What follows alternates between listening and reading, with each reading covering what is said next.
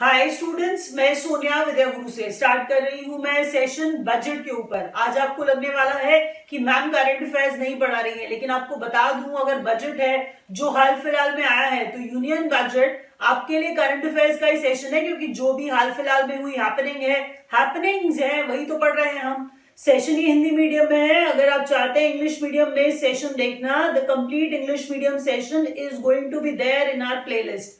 That complete English medium session is short primarily for our South Indian students, is short primarily for our students from Northeast India because they are unable to understand Hindi well. ये session Hindi में है, मैं आपको बता दूं bilingual है, question English में आएगा, मैं एक्सप्लेन हिंदी में करने की कोशिश करूंगी ज्यादा से ज्यादा, आपको आसान से आसान भाषा में समझाने की कोशिश करूंगी कि अगर आपने बजट खुद भी पढ़ा है, कहीं और से देखा है, कहीं और से सुना है, समझ नहीं आया है तो शायद अब लगता है थोड़ा ज्यादा समझ में आ जाए। वीडियो अच्छा लगेगा लाइक आप कर देना, जरूर से करना, बहुत मेहनत करिए क्योंकि इतना टाइम लगता है इतनी सारी एक्चुअल में इंफॉर्मेशन, वेराशियस इंफॉर्मेशन लेने के लिए, सही इंफॉर्मेशन लेने के लिए तो बहुत सारी जगह से चेक करना पड़ता है। बहुत सारे इंपॉर्टेंट पॉइंट्स हैं, एग्जाम में आएंगे। जरूर लाइक कर दीजिएगा, शेयर करिएगा अपने फ्रेंड्स के साथ जो भी यूनियन बजट पढ़ना चाहते हैं, क्योंकि एग्जाम में तो सारे ही आने वाला है, सारे के सारे कंपेटिटिव एग्जाम्स में इसमें से क्वेश्चन आएंगे। अब चैनल को सब्सक्राइब करना जरूरी है ताकि हम जब भी कोई नया वीडियो अपलोड करें उसका नोटिफिकेशन आपके पास आए। उसके लिए बेल आइकॉन जरूर प्रेस करिएगा ताकि सब्सक्रिप्शन के साथ साथ बेल आइकॉन प्रेस करें तभी नोटिफिकेशंस आ जाएं। पहला क्वेश्चन क्या है? पहला एक्चुअल में देखिए, बजट जब हम स्टार्ट करते हैं, पहले पॉइंट पे जाने से पहले आपको ये पता होना चाहिए ना कि बजट होता क्या है। अच्छा, बजट जब हम घर का बजट बनाते हैं और कंट्री का बजट बनाते हैं तो दोनों चीजों को ध्यान से समझिए, बात सेम ही चल रही है। हमने कहा इनकम है और एक्सपेंडिचर स्टेटमेंट है, हमने कहा इनकम है और एक्सपेंस का स्टेटमेंट है। ये गवर्नमेंट ऑफ इंडिया का वो क्या है? वो बजट है। बजट है, हम क्या कह रहे हैं, income and expenditure statement of government of India, वो बजट है। अब मैंने क्या कहा, बजट का आसान मतलब क्या हुआ? आपने घर में बजट बनाया, घर में बजट बनाया कि कहां पे खर्चा करने वाले हैं आप, तो क्या सिर्फ खर्चे के बारे में सोचेंगे, आने वाले पैसे के बारे में नहीं सोचेंगे? सोचेंगे ना, सीधी बात है। तो इनकम कहां कहां से आएगी और कहां कहां खर्चा आप करने वाले हैं या कहां कहां खर्चा आपने किया है, तो जो पास्ट में किया है और जो आने वाले टाइम में आप खर्चा करने वाले हैं, आप ऐसे घर का बजट बनाते हैं। सिमिलरली यहां पर भी गवर्नमेंट ऑफ इंडिया का बजट है। तो अब हम स्टार्ट करेंगे बजट के सेशन को और पहले पॉइंट पे आप बिल्कुल सुपर फोकस्ड हो जाएंगे। पहला पॉइंट है जीडीपी ग्रोथ रेट के बारे में। अब जीडीपी ग्रोथ रेट की बात जब हम कर रहे हैं तो पहले आपको बताऊं, हम फाइनेंशियल ईयर 2020 और 21 की बात करेंगे। 2020 और 21 की बात करेंगे। 20 और 21 में -7.7% ये कहा गया है, मतलब ये करंट ईयर की बात हो रही है, आपको बता दूं। लेकिन आगे वाले टाइम में हम जीडीपी को माइनस से, आपने जब बोर्ड पे मतलब आपकी स्क्रीन पे 7.7 पढ़ा, आप खुश हो गए, 7.7% जीडीपी है। आप माइनस देखना भूल गए, माइनस ध्यान से देखिए।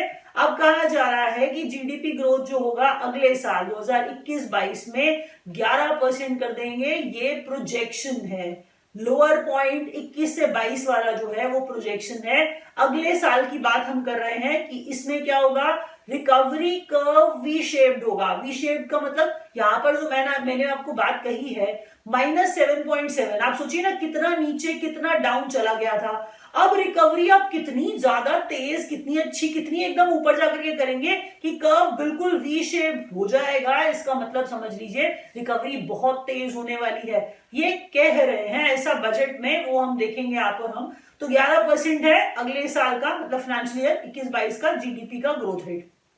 चलिए अब बात करते हैं नॉमिनल जीडीपी ग्रोथ की। नॉमिनल जीडीपी ग्रोथ क्या होती है? नॉमिनल जीडीपी ग्रोथ के बारे में हम बात करने से पहले आपको ये बता दें कि फाइनेंशियल ईयर 21-22 के लिए 15.4% नॉमिनल जीडीपी ग्रोथ जो है वो कहा गया। GDP growth, nominal GDP growth जो है 21-22 के लिए 15.4% ये बताया गया है। लेकिन आपको यहाँ पर बात समझनी पड़ेगी कि नॉमिनल जीडीपी ग्रोथ होती क्या है। नॉमिनल जीडीपी ग्रोथ का मतलब होता है जो रियल जीडीपी है। रियल जीडीपी आपको बताई गई है। पहले ना साल को टैली करिए, साल 21 और 22 है, जो ऊपर वाला पॉइंट था वो ऊपर वाला पॉइंट भी 21-22 के लिए जीडीपी का प्रोजेक्शन आपको 11 बता रहा था, आप कह रहे हो यहां तो 15.4 लिखा है। तो बात क्या चल रही है? बात ये चल रही है कि नॉमिनल जीडीपी ग्रोथ होती है रियल जीडीपी ग्रोथ जमा इन्फ्लेशन।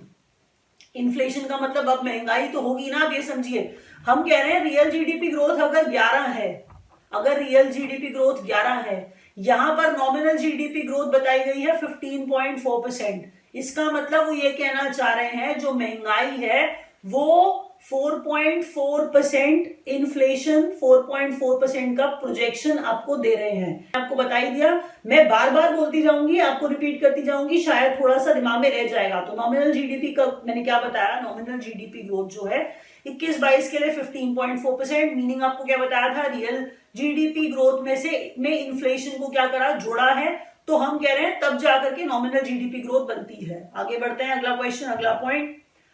अब बात कर रहे हैं ग्रोथ की। जो अभी हमारा ये साल जो है, जो मार्च 31 तक है, 31 मार्च तक का हमारा जो फाइनेंशियल ईयर है 2020 से 2021 में एग्रीकल्चर, अच्छा आप ये सुन रहे थे ना जब जीडीपी माइनस में जा रही थी तो आपको सबने समझाया, सबने सुनाया और सबने ये कहा कि एग्रीकल्चर एक था जो प्लस में ग्रोथ दिखा रहा था। आप जरा पूरे साल की अब बात करिए, पूरे साल में भी आपको जो ग्रोथ दिखा रहा है एग्रीकल्चर ने जो दिखाया, एग्रीकल्चर ग्रोथ थी 3.4% की। हम कह रहे हैं ये 20 और 21 इसी साल की बात हम कर रहे हैं, इसी फाइनेंशियल ईयर की बात कर रहे हैं। लेकिन इंडस्ट्री ग्रोथ बहुत हाल खराब हो गया, -9.6% हो गया। अगर आप सर्विसेज ग्रोथ की बात करें काफी हाल खराब, -8.8% हो गया। आप माइनस वर्ड को ध्यान से, मतलब माइनस के सिंबल को ध्यान से देखिएगा।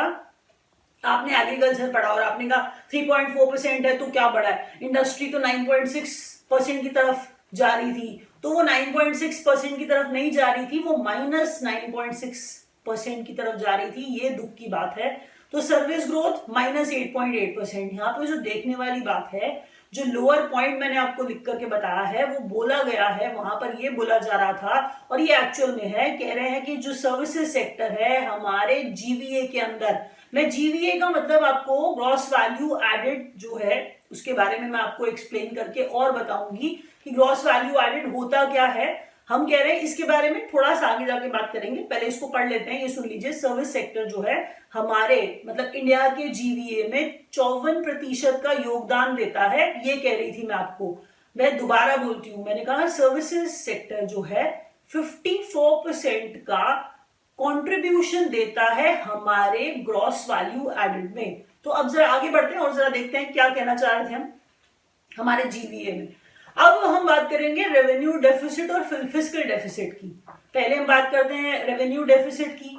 तो रेवेन्यू डेफिसिट है क्या, रेवेन्यू डेफिसिट है क्या, आप जरा आप स्क्रीन पे देखिए और मैं आपको बताऊं पहले 7.5% ऑफ जीडीपी रेवेन्यू डेफिसिट इस साल का और अगले साल का क्या होने वाला है। पहले तो ना हिंदी में बात करते हैं। हम कह रहे हैं रेवेन्यू डेफिसिट का मतलब होता है राजकोषीय घाटा।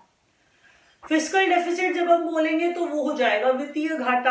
प्रॉब्लम यहां पर ये है कि ये घाटा है, आप इसको किसी प्लस वाली बात से तो जोड़ ही नहीं सकते हो। इसका मतलब जो कमाया था खर्चा अगर उससे ज्यादा हो जाए, जो कमाया था खर्चा उससे ज्यादा हो जाए तो उधार लेना पड़ता है। हम कह रहे हैं घाटा होगा, घाटा होगा। पहले सुनिए, मैंने सिर्फ इतना कहा जो कमाया था, गवर्नमेंट की बात हो रही है ये समझिए, और खर्चा अगर उससे ज्यादा हो जाए तो घाटे होने लगते हैं। तो फिस्कल डेफिसिट रेवेन्यू डेफिसिट को मैं आपको शब्दों में समझाऊंगी। अभी मैंने आपको आइडिया दे दिया है कि राजकोषीय घाटा है, वित्तीय घाटा है। पहले राजकोषीय घाटा जो है इस साल का, रेवेन्यू डेफिसिट 7.5% जीडीपी का, ये बताया। लेकिन ये कह रहे हैं, देखिए घाटा तो हर बार कम ही करना होता है। अगर मैं आपको इस साल का कोई घाटा बता रही हूं तो मैं अगले साल का प्रोजेक्शन आपको बोल के चलूंगी कि मैं अगले साल इस घाटे को कम करके दिखाऊंगी आपको। क्योंकि अगर हम इंप्रूवमेंट ला रहे हैं, अगर हम अब काम अच्छा कर रहे हैं तो सीधी बात है हम यही दिखाएंगे ना कि घाटा तो हम अगली बार कम ही करेंगे। इसीलिए कहा कि हम अगली बार रेवेन्यू डेफिसिट को अगले साल में 5.1% ऑफ जीडीपी पे ले आएंगे। फिस्कल डेफिसिट में कहता है, वित्तीय घाटे में कहता है कि जो फाइनेंशियल ईयर 2021 है, मतलब जो अभी चल रहा है, जो 31 मार्च को खत्म होने वाला है, इस फाइनेंशियल ईयर में हमने का 9.5% का जो वित्तीय घाटा था जीडीपी का, 9.5 ऑफ जीडीपी जो हमें हुआ है वित्तीय घाटा, फिस्कल डेफिसिट, उसको हम अगले साल के प्रोजेक्शन में, सीधी बात है, कमी करेंगे ना, तो हम कह रहे हैं हम 6.8% ऑफ जीडीपी कर देंगे फिस्कल डेफिसिट को, वित्तीय घाटे को। जो इस बार था 9.5% था, हम अगले साल उसको 6.8 करके दिखाएंगे। ऐसी बातें हो रही हैं। अब जब बात करें कि फिस्कल डेफिसिट और रेवेन्यू डेफिसिट को डिफाइन करने की, तो ऐसा कहा जाता है फिस्कल डेफिसिट डिफरेंस है। किसके बीच का डिफरेंस है? टोटल रेवेन्यू और टोटल एक्सपेंडिचर ऑफ गवर्नमेंट, मतलब जो आया है, जो कमाया है, जो पूरी कमाई है, जो पूरा का पूरा रेवेन्यू था, और जो टोटल एक्सपेंडिचर है, जो टोटल खर्चा है गवर्नमेंट का, वो क्या है, उसके बीच का जो डिफरेंस है वो क्या होता है? वो फिस्कल डेफिसिट होता है। एक्चुअल में एक बात बोलूं आपको, जो मैं बात स्टार्टिंग में बोलते बोलते चुप हो गई थी, इसको हम दूसरे तरीके से बोलें तो हम ऐसा कहेंगे, it reflects total borrowing requirement of government. घाटा होगा तो क्या लोन लेके पूरा नहीं करना पड़ेगा? लोन लेके पूरा करना पड़ेगा। तो फिस्कल डेफिसिट वही है, रेवेन्यू जो आ रहा है और जो एक्सपेंडिचर है, रेवेन्यू और एक्सपेंडिचर का, खर्चे का और कमाई का जो डिफरेंस है, वो फिस्कल डेफिसिट है सरकार का। हम कह रहे हैं फिस्कल डेफिसिट को पूरा करने के लिए सरकार उधार ले रही है, वो रिफ्लेक्ट करता है, फिस्कल डेफिसिट रिफ्लेक्ट करता है total borrowing requirement of government. समझ रहे हैं? रेवेन्यू डेफिसिट की बात करते हैं। रेवेन्यू डेफिसिट की जब हम बात करेंगे तो रेवेन्यू डेफिसिट जो है, हम कहते हैं कि refers to excess of revenue. Revenue deficit refers to excess of revenue हम कह रहे हैं, और एक्सपेंडिचर ओवर रेवेन्यू रिसीट्स, ये राजकोषीय घाटा है। राजकोषीय घाटा है, हम कह रहे हैं रेवेन्यू डेफिसिट। तो रेवेन्यू डेफिसिट किस चीज को रेफर करता है कि रेवेन्यू जब एक्सेस है, मतलब हम कह रहे हैं एक्सेस ऑफ रेवेन्यू और एक्सपेंडिचर ओवर रेवेन्यू रिसीट्स, जो आया है, रेवेन्यू रिसीट्स जो आया है, सीधी बात है जो एक्सपेंडिचर है, एक्सपेंडिचर जब ज्यादा हो जाएगा और रिसीट्स जो है वो कम होंगी, तो हम क्या कह रहे हैं, वो रेवेन्यू डेफिसिट होगा। बस इतना याद रखिए। इनका देखिए थोड़ा बहुत मीनिंग जानना ठीक था। एग्जाम में क्वेश्चन ज्यादातर ऐसे ही पूछा जाता है कि प्रोजेक्शन क्या है अगले साल के लिए या फिर इस साल के लिए। मीनिंग में बहुत ज्यादा पढ़ने की मुझे नहीं लगता जरूरत है। आगे अगले क्वेश्चन की तरफ बढ़ते हैं, अगले पॉइंट की तरफ। अगला पॉइंट है प्राइमरी डेफिसिट, प्राथमिक घाटा। प्राथमिक घाटा, प्राथमिक घाटा क्या होता है? प्राथमिक घाटा जो होता है वो फिस्कल डेफिसिट में से, पहले सुन लीजिए ध्यान से, हमने कहा प्राइमरी घाटा क्या है? फिस्कल डेफिसिट में से जब इंटरेस्ट पेमेंट्स निकाल दी जाती हैं। देखिए मैं फिस्कल डेफिसिट आपको बता चुकी थी कि रेवेन्यू और रिसीट्स का जो अंतर है, हम कह रहे थे वो क्या था, वो फिस्कल डेफिसिट था। मैं कह रही हूं प्राइमरी डेफिसिट क्या है? अगर फिस्कल डेफिसिट में से इंटरेस्ट पेमेंट निकाल दी जाए तो वो प्राइमरी डेफिसिट हो जाता है। ब्याज वाली जो पेमेंट्स होते हैं उन्हें निकाल दीजिए, फिस्कल डेफिसिट में से, वित्तीय घाटे में से ब्याज वाली पेमेंट्स निकाल दीजिए, प्राइमरी डेफिसिट प्राथमिक घाटा बन जाता है। तो हम कह रहे हैं जो प्राइमरी डेफिसिट है, अगर उसको हम बात करें 2020 और 21 की, देखिए प्रोजेक्शन, घाटा फिर बोल रही हूं कम ही किया जाता है, ऐसी बातें कोई नहीं बताता है। हर बार लिख दिया जाएगा इस बार 5.9% है, डेफिसिट पढ़ लेंगे बच्चे, नहीं समझ में आएगा और कहेंगे अगली बार तो ये कम कर रहे हैं। तो कम क्यों कर रहे हैं? क्योंकि घाटा तो हमेशा कम करना होता है ना बच्चों। प्राइमरी डेफिसिट फाइनेंशियल ईयर 2021 के लिए 5.9% ऑफ जीडीपी, अभी इसी साल के, मतलब इसी साल फाइनेंशियल ईयर की बात हम कर रहे हैं, तो 5.9% प्राइमरी डेफिसिट। फिर हम कह रहे हैं प्राइमरी डेफिसिट अगले साल का प्रोजेक्शन जो बोल रहे हैं कि ये घाटा कम करेंगे तो ये 5.9 का 3.1% ऑफ जीडीपी कर देंगे। अब करंट अकाउंट सरप्लस, ध्यान से सुनिएगा, ये टर्म जो है, जो मैं मीनिंग आपको बीच बीच में बताती जा रही हूं थोड़ा बहुत समझाने के लिए, सिर्फ इतनी सी बात कह दूं, करंट अकाउंट चालू खाता, ठीक है, वो चालू चालाक वाला तो बिल्कुल नहीं है। तो हम कह रहे हैं करंट अकाउंट सरप्लस है, सरप्लस का मतलब एक्स्ट्रा होता है, आपको इतना बताया ना। तो हम कह रहे हैं करंट अकाउंट सरप्लस एक्स्ट्रा, इसका मतलब अगर फाइनेंशियल ईयर 2020-21 की हम बात कर रहे हैं, करंट अकाउंट सरप्लस का मतलब होता है कि जो कंट्री है उसके एक्सपोर्ट्स ज्यादा हैं इंपोर्ट्स से, तो उसके पास सरप्लस आ गया, उसके पास क्या आ गया? सरप्लस आ गया। तो सरप्लस को भी डिपिक्ट किया जा रहा है, दिखाया जा रहा है कि जो कि 2% ऑफ जीडीपी है। मैं दोबारा बोल रही हूं, प्लीज सुनिए हम क्या कह रहे हैं। हम कह रहे हैं करंट अकाउंट सरप्लस क्या है?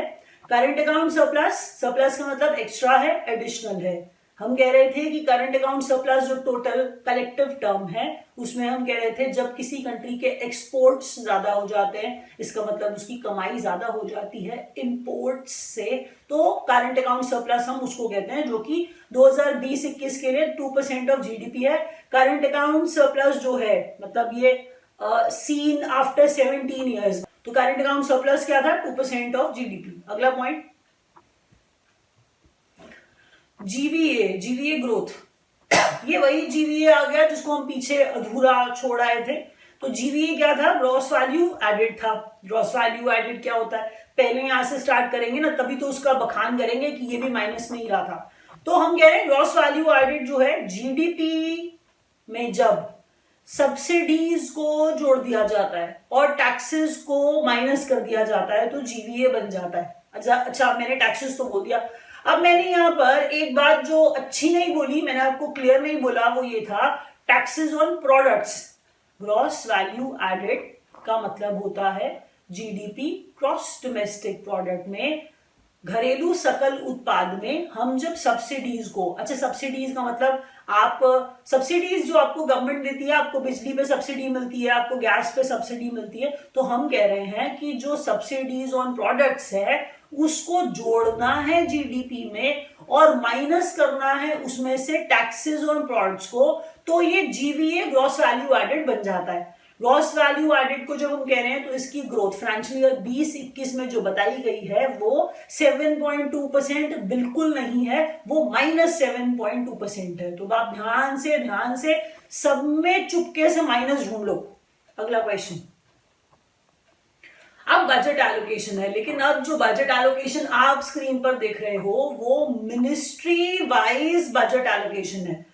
अब थोड़ी देर बाद डिपार्टमेंट वाइज भी हम चलाने लग जाएंगे। तो ministry wise, ministry of education को बजट में जो एलोकेशन हुआ है, यहां पर फाइनेंशियल ईयर अगले साल की बात होगी ना, ये तो सीधी बात है। तो फाइनेंशियल ईयर 21-22 के लिए मिनिस्ट्री ऑफ एजुकेशन को 93,224 करोड़ का एलोकेशन हुआ है मिनिस्ट्री ऑफ एजुकेशन को। मिनिस्ट्री ऑफ डिफेंस को 4.78 लाख करोड़ का एलोकेशन, मिनिस्ट्री ऑफ डिफेंस को क्या है? 4.78 लाख करोड़ का एलोकेशन है।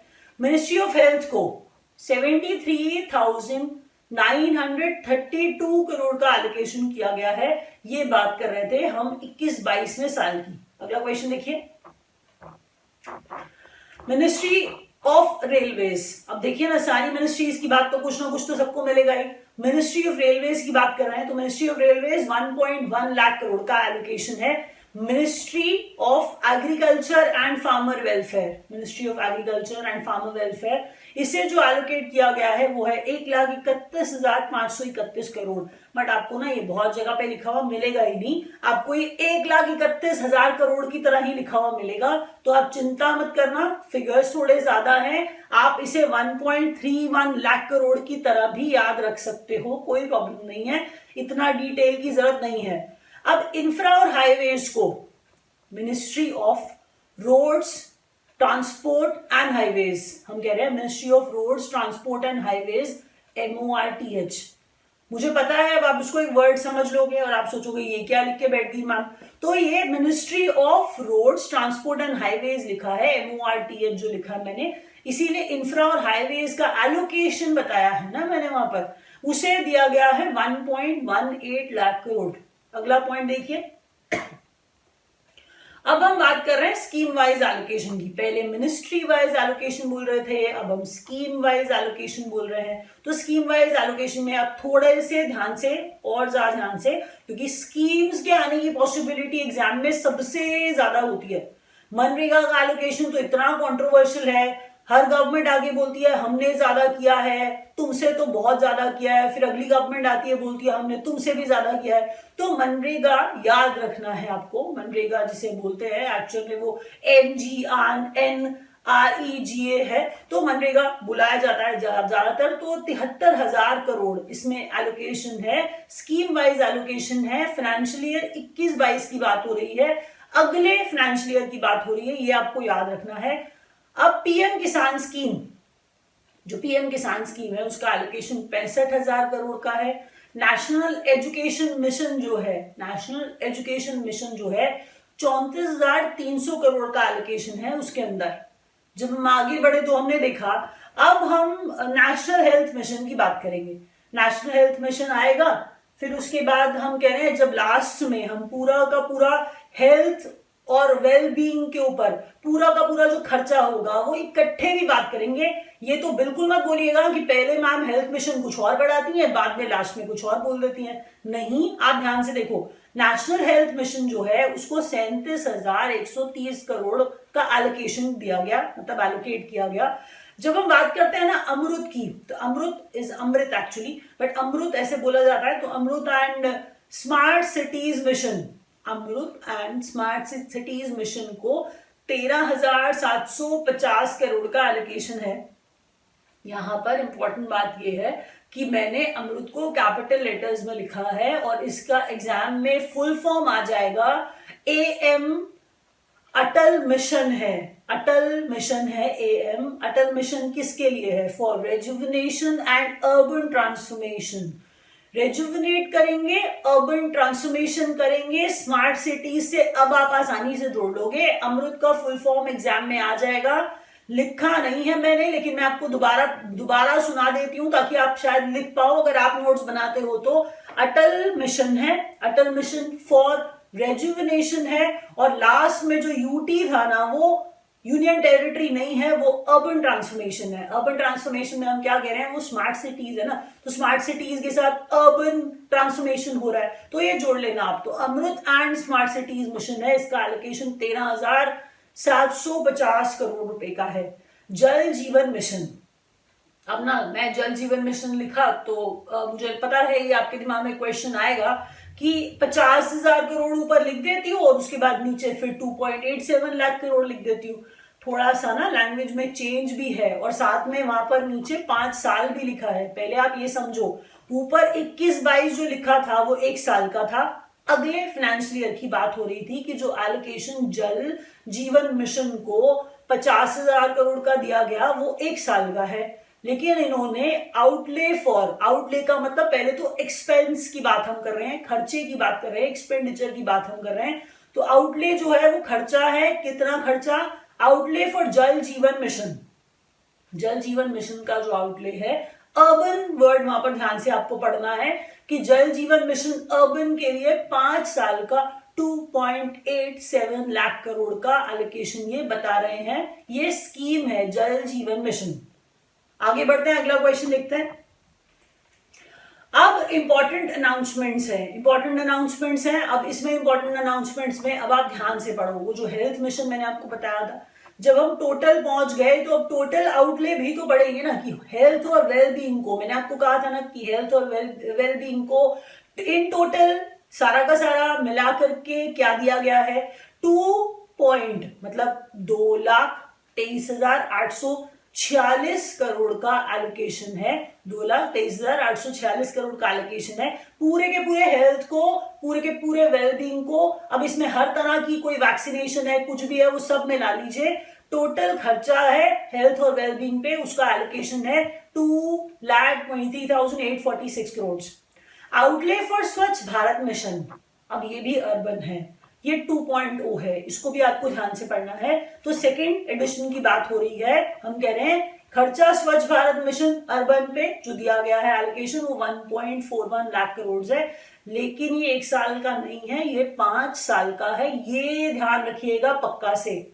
डिसइन्वेस्टमेंट टारगेट सब बेच देंगे। अब आपको ये हंसी आ जाएगी इस बात पे। अब ये मैंने ऐसा इसलिए बोला, डिसइन्वेस्टमेंट का मतलब होता है विनिवेश, विनिवेश करना, मतलब गवर्नमेंट जब अपने पोजेशंस को बेचना स्टार्ट कर देती है तो हम कह रहे हैं जब वो बेचती है उसे डिसइन्वेस्टमेंट कहा जाता है। डिसइन्वेस्टमेंट मतलब विनिवेश करना। डिसइन्वेस्टमेंट का टारगेट 21-22 अगले साल के लिए 1.75 लाख करोड़ ये रखा गया है। जब हम बात करेंगे अब अगले पॉइंट की, तो अगला पॉइंट में मैं आपको थोड़ा सा ज्यादा समझाने लग जाऊंगी, बट आपको बता दूं ये पूरा बजट नहीं है, बजट का सेशन अभी बाकी है। ये सिर्फ एक पार्ट मैंने अपलोड किया है जो मैं बना पाई हूं इतनी देर में, अगला पार्ट भी मैं अपलोड करूंगी जल्दी ही। तो आपको पूरा देखना है, पूरा पक्का से देखना है, अगर आप मिस कर दोगे आपको लॉस होगा, आपके आधे क्वेश्चंस रह जाएंगे। अच्छा, अब बात करते हैं रूपी कम्स इन। कम्स इन मतलब हम सरकार की बात कर रहे हैं ना, पहले आप ये तो सोचो हम क्या कह रहे हैं कि रूपी कम्स इन, और उसके बाद हम कह रहे हैं रूपी गोज। ठीक है, कहां से पैसा आ रहा है और कहां पैसा जाता है, गवर्नमेंट का बजट है ना, तो गवर्नमेंट की बात होगी ना कि कहां से पैसा आता है और कहां पैसा जाता है। अब हम जब बात करेंगे, एक रूपी कम्स इन में एक टर्म है वहां पर नॉन डेट कैपिटल रिसीट, आपको दिख रहा है नॉन डेट कैपिटल रिसीट, छोटा सा लिखा हुआ है। इसका परसेंटेज की बात करेंगे, पहले आपको बताऊं नॉन डेट कैपिटल रिसीट में इंक्लूड करते हैं हम loan recovery and disinvestment proceeds. अगर हमने श्रीलंका को लोन दिया हुआ था, श्रीलंका को लोन दिया हुआ था और श्रीलंका ने कुछ पार्ट उसका पे कर दिया, कुछ पार्ट पे कर दिया। अच्छा, पे कर दिया तो वो क्या था, नॉन डेट कैपिटल रिसीट, हमने उनको लोन दे रखा था, उन्होंने कुछ पार्ट उसका पे कर दिया और हमारे पास जो वो पेमेंट आई, वो पेमेंट क्या थी, वो लोन रिकवरी थी। वो क्या था, वो लोन रिकवरी थी। उसके अलावा डिसइन्वेस्टमेंट क्या होता है, डिसइन्वेस्टमेंट का मतलब होता है बच्चों विनिवेश कर दिया, मतलब गवर्नमेंट जब अपने पोजेशंस को बेच देती है तो हम उसको भी क्या कहते हैं, उसको डिसइन्वेस्टमेंट कहते हैं। तो हम कह रहे हैं अब डिसइन्वेस्टमेंट को जोड़िए, लोन रिकवरी को जोड़िए, ये बन जाएगा आपका नॉन डेट कैपिटल रिसीट, जो कि आपकी स्क्रीन पर 5% आ रहा होगा। जब बात करते हैं आगे इनकम टैक्स की, ये कमा रही है सरकार, ध्यान दीजिएगा कि इनकम टैक्स से वो बता रही है कि 14% हम कमाई करते हैं, यूनियन एक्साइज ड्यूटी से हम 8% कमाई करते हैं, हम कॉर्पोरेशन टैक्स से 13% कमाते हैं, हम जीएसटी से 15% कमाते हैं। परसेंटेजेस में बात की है पूरे के पूरे चार्ट के अंदर कि कस्टम से 3% आएगा, नॉन टैक्स रेवेन्यू जो है 6% आएगा, बोरोइंग्स एंड अदर लाइबिलिटीज जो है वो 36% है। बोरोइंग्स बोरो किया है तो हम कह रहे हैं borrow and borrowings and other liabilities से वो 36% कमाती है। अब पैसा कहां जाता है, तो पैसा जाता कहां है, अब इसको ध्यान से देखिए। अदर एक्सपेंडिचर से हम शुरू नहीं कर सकते, हम किसी और से शुरू करेंगे। हम कह रहे हैं सेंट्रल सेक्टर स्कीम्स 14% इनमें चला जाता है। अच्छा, कॉमन सेंस वाली बात है, हमें सब्सिडी मिलती है उस पर खर्चा होता है, तो कह रहे हैं सब्सिडीज पे 8% हम खर्चा कर देते हैं। हम कह रहे हैं डिफेंस है, हम अपने डिफेंस को मैनेज करते हैं, मेंटेन करते हैं, तो उस पर खर्चा करते हैं ना, तो हम कह रहे हैं डिफेंस जो है वो 8%, ये अभी की बात हम कर रहे हैं। हम कह रहे हैं डिफेंस 8% है, और हम कह रहे हैं उसके बाद finance commission and other transfers 10% वहां से वहां पे चला जाएगा। उसके बाद इंटरेस्ट पेमेंट्स पे, इंटरेस्ट पेमेंट भी होती है ना, लोन लिया होगा वहां इंटरेस्ट पे किया जाएगा, तो 20% वहां पर। पेंशन मिलती है ना, आपके फैमिली में भी कितनों को मिलती होगी, तो पेंशन का के अंदर सरकार 5% खर्च कर देती है। तो ये वो बता रही है कि स्टेट्स का जो शेयर है टैक्सेस और ड्यूटीज का वो 16% चला जाता है। तो ऐसे करके आपने ये पूरा का पूरा चार्ट देखा, आपने पूरा का पूरा इनकमिंग और आउटगोइंग देख लिया। अब नेक्स्ट पार्ट के लिए वेट करिए, अपलोड करेंगे जल्दी। Thanks for watching.